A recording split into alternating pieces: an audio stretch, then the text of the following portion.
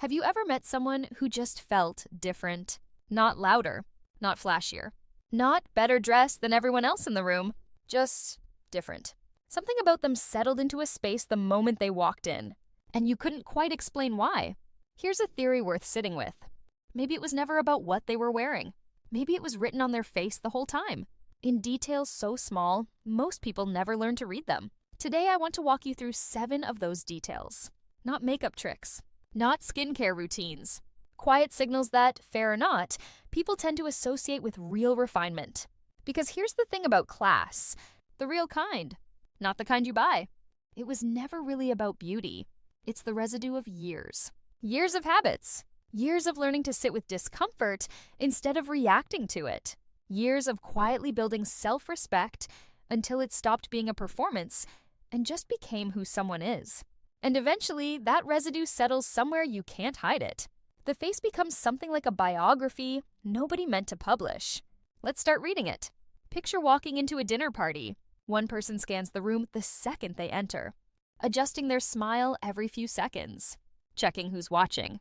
Another person simply walks in, makes eye contact with someone, and settles into the conversation like they've got nowhere else to be.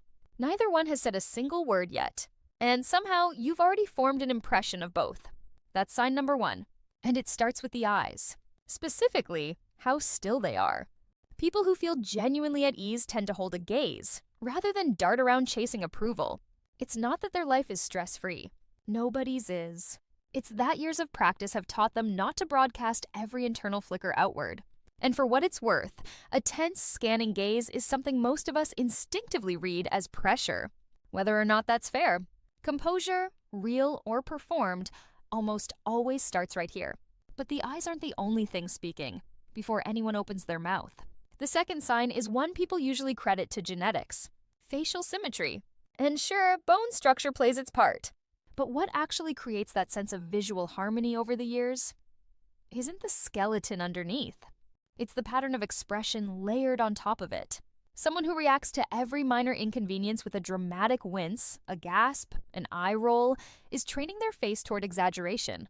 Someone who lets the small stuff pass without much of a ripple is training theirs toward ease. Repeat either pattern for 20 years, and the face simply remembers. Makeup changes a face. Habits change an expression.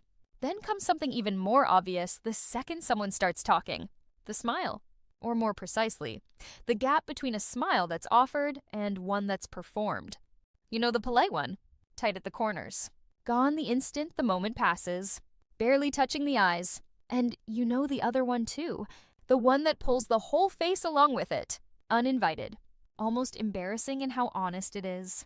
People who aren't constantly managing how they're perceived tend to smile less often out of obligation, and more rarely, more genuinely, when something actually earns it, which sounds almost backwards.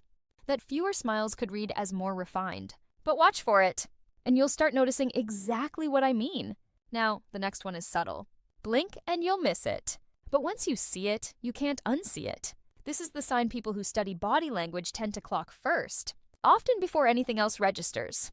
It's the jaw. And the neck. A clenched jaw. Shoulders creeping toward the ears. A neck that never quite unlocks. These read almost universally as a body under pressure, whether the pressure is real or just habitual. Now picture the opposite. A jaw that hangs loose. Breathing that isn't shallow. A head carried like it isn't bracing for something. That kind of physical ease isn't something you buy at a spa in an afternoon. It's usually the byproduct of someone who's spent real time learning to metabolize stress instead of storing it in their body. Defensive posture tends to announce itself. Composed posture rarely has to. And this next one might be the one people notice without realizing they're noticing it. The skin. Not flawless skin. Not filtered, poreless, magazine cover skin. I mean skin that looks like the byproduct of a life lived consistently. Sleep that actually happens. Water that actually gets drunk.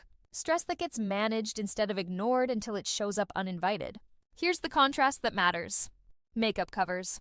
Habits reveal. One is something applied in a bathroom mirror at 7 a.m.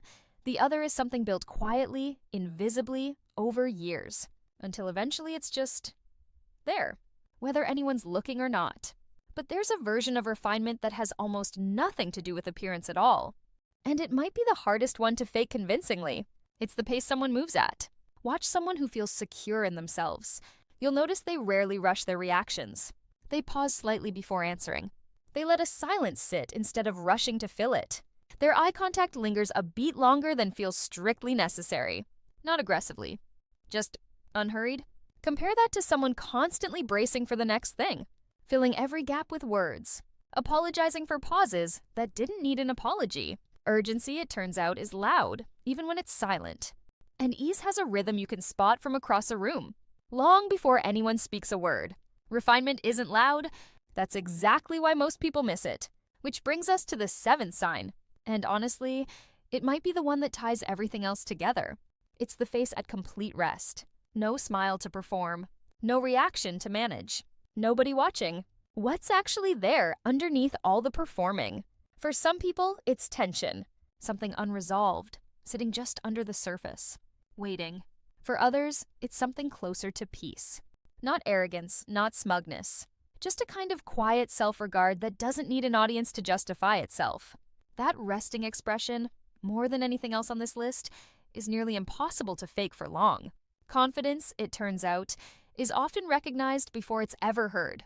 So here's what all 7 of these actually add up to. When you put them side by side, not one of them can be purchased. Makeup can highlight a feature, sure. Contour a cheekbone, brighten an eye. But it can't manufacture a jaw that's genuinely relaxed, a smile that isn't performed, a face that's simply comfortable existing without an audience. Those come from somewhere else entirely. From habits repeated so many times, they stopped feeling like effort and started feeling like identity. The face remembers what the mind repeats. So maybe the real question, isn't how to look more refined. Maybe it's this. What am I doing right now, on an ordinary Tuesday, that my face is quietly going to reveal 10 years from now? Because apparently, character always finds its way to the surface eventually, whether we're trying to show it or not. I want to know which of these 7 landed for you. Was it the eyes? The pace someone moves at? The resting expression that gives everything away? Tell me in the comments. And tell me which one you've caught yourself doing, or caught in someone else, without even realizing it until right now. If this one resonated, hit like, subscribe, and let me know what you want broken down next. There's a lot more hiding in plain sight. We're just getting started.